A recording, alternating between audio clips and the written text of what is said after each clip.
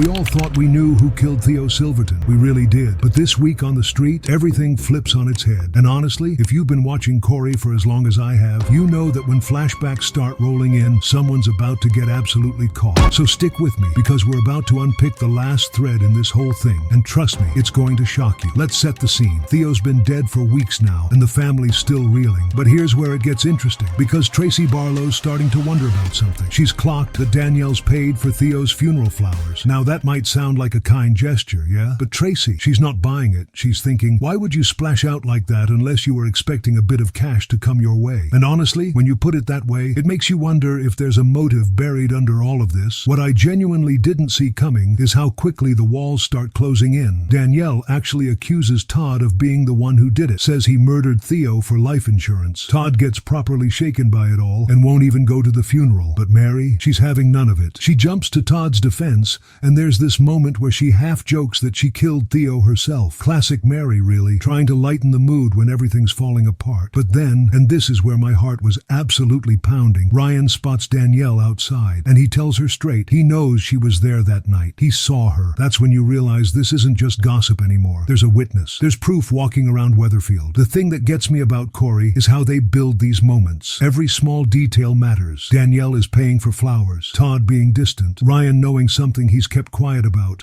It's like watching dominoes about to fall, and you can see each one lining up. So Ryan goes to Lisa Connor-Swain, because if there's one person who will actually listen and take action, it's Lisa. And he tells her everything. He's seen Danielle. She was there when Theo died, and suddenly the police know. They bring Danielle in for questioning. She goes from being this person who accused someone else of murder to being the one sitting in that interview room trying to explain herself. What I'm sitting with here is the bigger question. Did Danielle actually do it? Or did she just happen to be somewhere she shouldn't have been? Was she protecting someone? That's the thing that's been keeping me up at night, honestly, because whoever actually held the truth close all this time, the person who really saw what happened that night, has been staying quiet. And flashbacks don't lie. They show you exactly what went down. So here we are, properly on the edge of our seats, waiting to see what those flashbacks reveal. Will it be Danielle? Will it be someone else entirely? That's the beauty of Coronation Street, isn't it? They can still surprise us even when we think we've got the answer nailed down. If you are as obsessed with this as I am, drop a like on the video and tell me what you think happened that night in the comments. Did you think Danielle was the killer, or are you thinking there's a twist we haven't clocked yet? I read all the comments and would love to hear your theories.